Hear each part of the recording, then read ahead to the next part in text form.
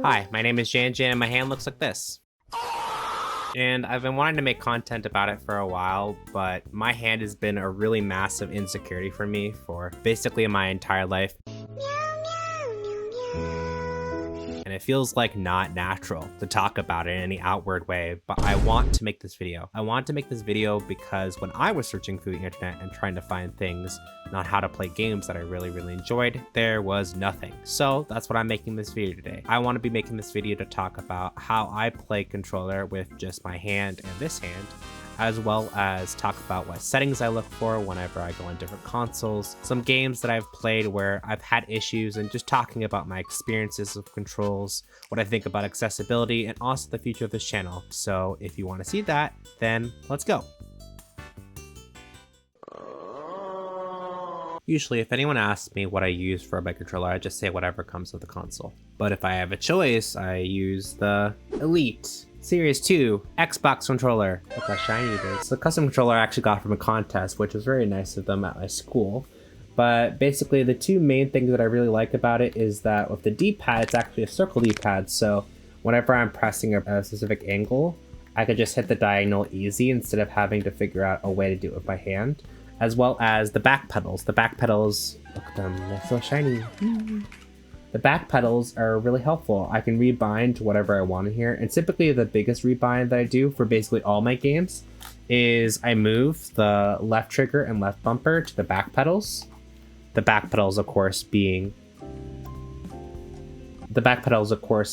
back here. One of the biggest things that are wrong with it is, as you may notice, that the thumbstick tends to fall off a lot with a lot of other things because it's completely remappable. Sometimes the pieces just don't stay on properly. Another thing is with the back pedals is that it's really constraining to have it on one side, and it can lead to a lot of strain of my hand whenever I'm using it for long periods of time. So I would choose other controllers, but this was a massive revelation for me to be able to pick this controller, and I do love it.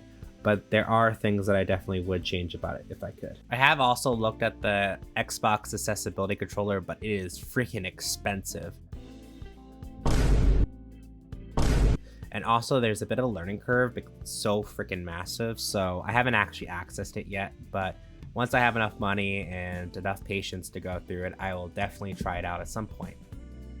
I actually have a wrist strap. I wear it a lot in basically my daily life. I have to take it off sometimes just to stretch my hands for that.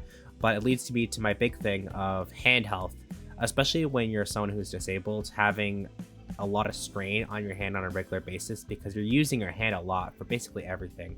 You want to take a good care of your hand. So I have like a wrist strap that I use just to keep my hand level and to make sure that I'm not bending it too much because I do have a lot of wrist pain, which leads me to my big thing of take care of your wrists. Even if you're not disabled, is something that's really important and a big part of my physical setup.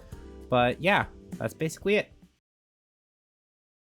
So the first thing I do when I start up a game isn't the graphics settings, it's controls. Whenever I start a new game, I usually jump into a practice mode or tutorial with the goal of changing my controls immediately to suit my comfort level. People often use these settings even if they technically don't need them because they just simply make the game better. And that's a thing a lot of different players do, not just disabled gamers. Because if a game allows you to rebind inputs, it offers up a lot of different ways to play. So with a lot of accessibility settings, I often find it weird when it's seen as something extra, not necessary, because it's only a quality of life thing, when different settings like the control binding menu, the subtitles, and the colorblind options help everyone, not just disabled gamers. So that's why I think that accessibility should just be the standard for a lot of these multi-million-dollar studios. Some recent games that come to mind to me personally are Marvel Rivals, Overwatch 2, Cyberpunk 2077, and Hades. But there's also rebinding options system-wide for different consoles, although your preferences may differ game to game. For Nintendo Switch, you can remap buttons system-wide by going to System Settings, Controller and Sensors, and then changing button mapping. On PlayStation, there's controller remapping and accessibility settings. Go to Settings, Accessibility, Button Assignments to customize those inputs. On Xbox, you can customize controllers using the Xbox Accessories app. You basically go to the app and press Configure and create a new profile, and you can remap the buttons, swap sticks, and invert the triggers. Now I want to talk about two games that really prove to me how important remapping can be. Dead by Daylight. Dead by Daylight is actually one of my favorite games ever. I have a ton of hours in it and also exposes a huge weakness in playing with just a controller. In Dead by Daylight, you spend a lot of time looping the killer around objects. To do that properly, you need to move in very specific ways.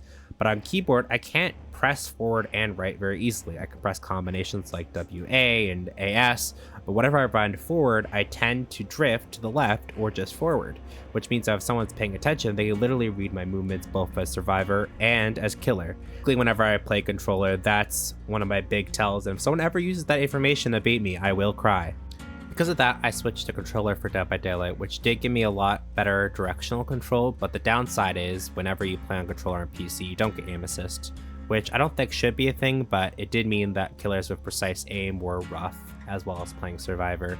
I did used to make Pyramid Head though, for certain assets, but yeah, aiming with him was particularly difficult. It also meant that when a bunch of controls were bunched together and you need a lot of fast reaction times, misinputting for me was often when my hand was tired or strained from playing a long game. Basically, the point of this was, although there is remapping in Dead by Daylight, it's kind of a hard decision whether I want to go for controller where it's easier to loop, but then I don't have as much precise aim when it comes to certain things, and I struggle with some of the smaller decisions that I have to make on my controller, or whether I go for keyboard and have more exact things, but I also suffer from having an obvious tell of going in a certain direction. But this video is also a very subtle way of me calling out a creator, Otz. Otz made a video basically where he did Blight Challenge, where he only did it one-handed. But when he posted the video, for the life of me, I could not find what his controls were for that stream. So Otz, if you're watching, I swear to everything, reveal the mouse control setup that you had for that Blight video. Arkham Knight. Arkham Knight was an amazing experience. The combat was incredible, everything felt fluid. It was actually my first Arkham game that I got into the series with, which is so funny because it was mostly a lot of story stuff that I had never experienced before, so I had no context, but it was such an amazing game, except for the tank levels.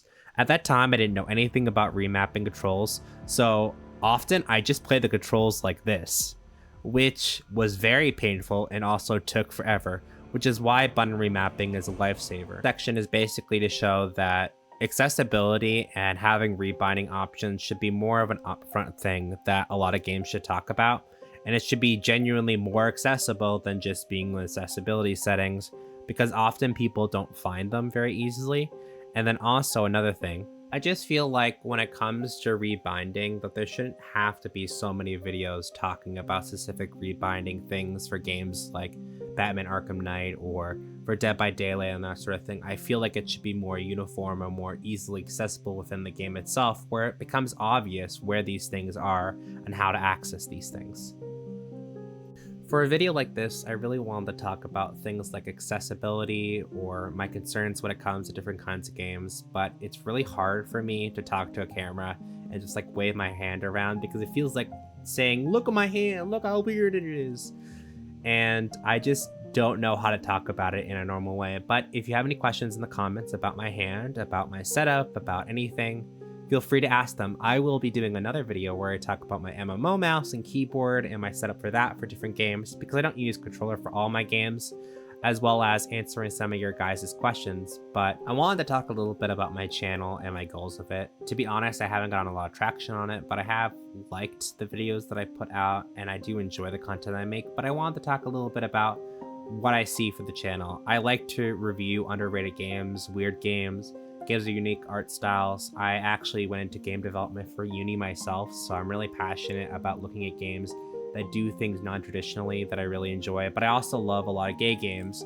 When I'm looking on YouTube for games, I often find that a lot of gay games just aren't shown, and I really miss being able to find underrated games like that when it just isn't publicly available, so I search for them. So if you want to see underrated gay games, weird games, if you want to see more accessibility stuff where I talk about stuff on my hand and what it means to be disabled and that sort of thing, feel free to subscribe, but no worries, but I'll talk to you later.